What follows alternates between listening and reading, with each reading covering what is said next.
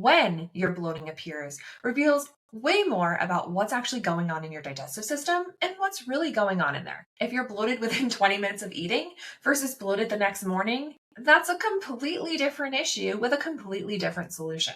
Today, I'm going to teach you how to decode your bloating timing so you can finally stop guessing and start addressing what's actually wrong in your GI tract. You ready? Hey, I'm Erin Harner, integrated registered dietitian nutritionist and gut health coach for women who are struggling with constipation and bloating that just won't quit. I specialize in helping women decode their issues so they can fix them instead of just suppressing symptoms. One of the most powerful diagnostic tools I use isn't an expensive lab test, believe it or not. It's a simple question. When does it show up? That single piece of information tells me so much more about where the breakdown is happening throughout the GI tract. But before we dive in, if you want personalized insights on your gut patterns, I have a gut clarity quiz and I'll link that below. Now let's get to decoding your bloating. First, let's get ultra clear on what we're actually talking about here. There's a big difference between distention and bloating. Oftentimes we confuse them or use them interchangeably, but they're actually different. Bloating is a feeling. It's a sensation of pressure or fullness or tension in your abdomen. You might feel uncomfortable, you might feel gassy, or there's pressure pushing on your abdominal wall from the inside out. Distension is a little different. It's actually a visible change. If you were to take a tape measure and wrap it around your belly button, the tape measure would get bigger when you had distension versus smaller, maybe first thing in the morning or when there was less distension. The distension is the actual change in size. A lot of women will tell me that they need to unbutton their pants, or they put on stretchy pants or yoga pants, or wear loose-fitting skirts or maxi dresses to avoid the distension that they're experiencing. Distension is what makes them loosen up their pants. The bloating is the feeling of being uncomfortable and the tension pushing from their belly. The thing that's interesting is you can actually have bloating without distension. You feel uncomfortable, but your belly doesn't look visibly bigger. And surprisingly, you can actually have distension without much of a bloating feeling. Your belly will visibly expand, but you don't feel terrible. Or you can have both, which is what a lot of my clients actually experience. And for the rest of this video, when I say bloating, I'm talking about either or both of these things, bloating or distension, the feeling or the getting bigger. The timing patterns apply to both. Let's talk about why timing really matters. So here's what typically happens when someone is dealing with bloating. They start eliminating foods. Maybe it's gluten, but they still have bloating. Maybe it's dairy, but they still have bloating. Maybe it's FODMAP, so they start taking all of the FODMAP and fermentable short-chain sugars out of their diet.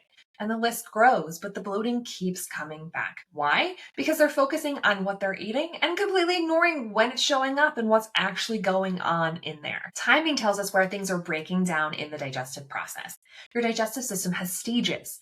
Starting from when you're chewing and eating, goes down into your esophagus, into your stomach, then to the small intestine, and then to the large intestine.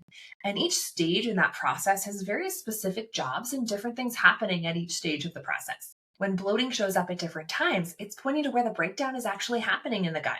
So let me break this down in a way that's actually going to make sense. First, let's start with bloating that's happening within like 10 or 20 minutes of eating.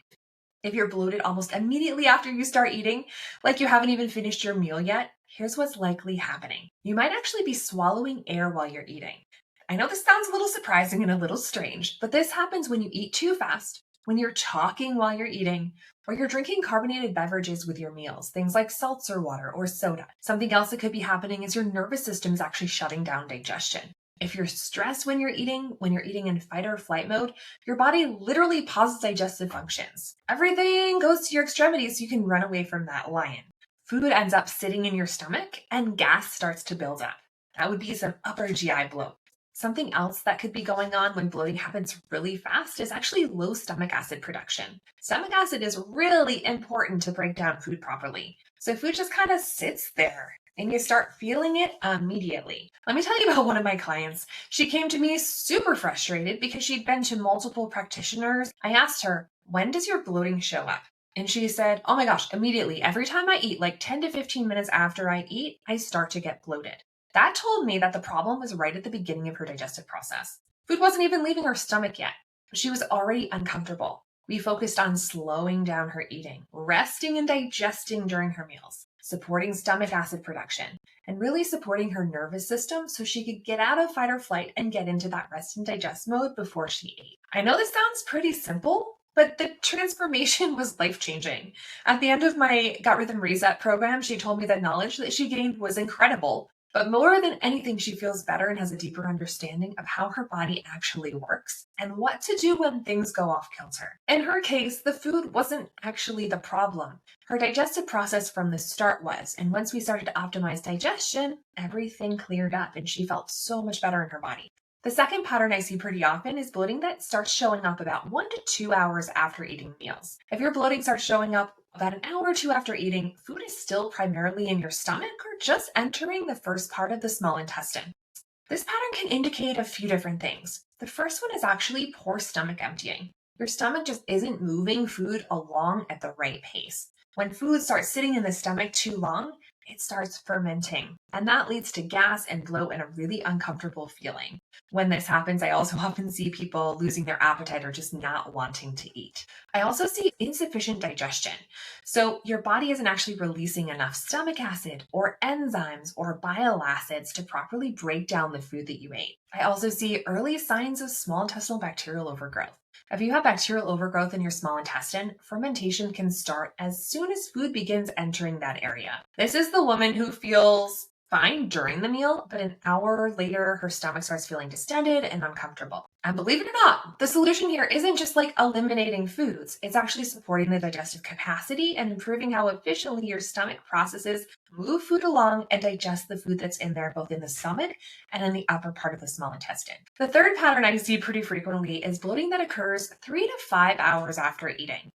If your bloating starts showing up several hours after you eat food, food is now moved from your stomach to your small intestine, where most of that digestion and absorption happens. This timing often points to a few different things. The first one is potentially SIBO, or small intestinal bacterial overgrowth. Bacteria that shouldn't actually be in your small intestine start fermenting food as it moves through, specifically those short-chain sugars that are really easy to ferment. I also see a pattern of insufficient bile or insufficient pancreatic enzyme production. Your body just isn't breaking down food or nutrients properly, so they ferment instead of getting absorbed and integrated into the body. I also sometimes see food sensitivities that are contributing to inflammation in the small intestine. Your immune system is reacting to something, creating bloating and discomfort. Remember that about 80% of your immune system sits just on the other side of that single cell thick layer of your gut. So if there's something going on in your gut that's instigating inflammation, the body's going to go haywire. So this pattern is the person who might eat lunch at noon and feels fine until like 3 or 4 p.m. And then before dinner, they start getting really bloated. The key here is that enough time has actually passed for food to move from your mouth to your esophagus, into your stomach, and then into your small intestine. The fourth pattern I see is bloating that occurs many hours, even the next morning. Now, this is a pattern that gets a little trickier to decode, so pay close attention. If you're bloated by bedtime or you wake up bloated the next morning, food from earlier meals has reached your large intestine. But here's what makes this really confusing. You've likely eaten multiple meals since that first meal. Breakfast, lunch, snacks, dinner. So which meal is causing the bloating? This is where tracking becomes super, super important. You need to look at patterns over several days, not just one isolated instance. You can't just say, I had a meal, I had this happen, I should eliminate these foods because they're causing bloating. Not the way to go about this, my friend. You don't want to make decisions about your diet or what's going on based on one single instance. What this pattern typically indicates is actually slow motility and constipation. This is huge. If you're constipated, food is moving too slowly through the entire GI tract, not just the colon. And when things get backed up, gas has nowhere to go. It builds up and starts leading to bloating and distension and excess gas, which isn't very comfortable. Think of it like a traffic jam. When there's a blockage up ahead, everything behind it backs up and slows down. Gas gets trapped, pressure starts to build. Often clearing the bloat means clearing the stuck stool and creating flow again. Unless you address the constipation and get things moving consistently, the bloating will keep coming back. We have colonic fermentation. Sometimes we have bacteria in your colon that are fermenting fiber and other compounds that didn't get fully digested earlier. This can also lead to some gas and also some lower GI bloat in your lower belly. I also sometimes see bacterial imbalances in the colon. The types of amounts of bacteria are off, or the ratios are out of balance. And this can certainly lead to excessive gas production and bloat if the stool is stuck and there's nowhere for that gas to go. And this is extremely common in women with chronic constipation in many of the clients that I work with. When food sits in your colon too long, there's more opportunity for fermentation, more gas production, and more bloating. The solution here often involves improving gut motility, addressing the constipation first, and get everything flowing smoothly, and then starting to work on rebalancing the gut microbiome. The key insight is this: if you're chronically constipated, you're likely going to be chronically bloated because gas builds up when it gets stuck. But there is one confusing factor that happens with delayed bloating.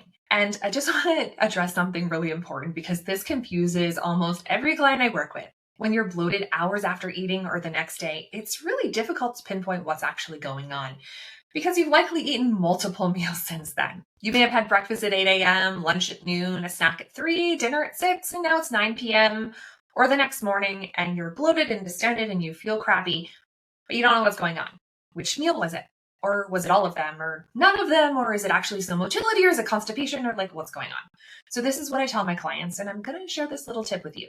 Don't obsess over single instances. Look for patterns. Keep a record of at least 3 to 5 to 7 days. You want to track things like what you ate, when you ate it, when bloating started, how severe it was, your stress levels, and your bowel movements. I call this a food, mood, and symptom journal. After about a week, you start to see some patterns. You might notice that you're always bloated the morning after eating a certain type of food at dinner. Or you might notice that the bloating correlates with days when you're constipated, or you might notice that bloating occurs more on days when you don't have a bowel movement versus when you eat specific foods. This is detective work.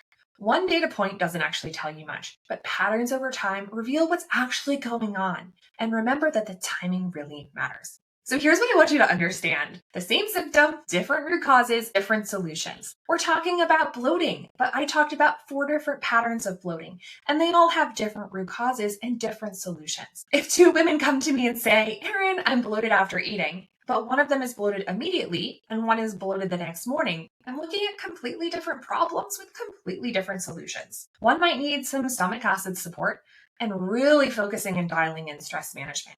And the other might need to address constipation and work on improving motility first so that things can move and the gas can clear. Different solutions to the same problem. This is why eliminating the same foods doesn't work for everyone either. The food often isn't the problem.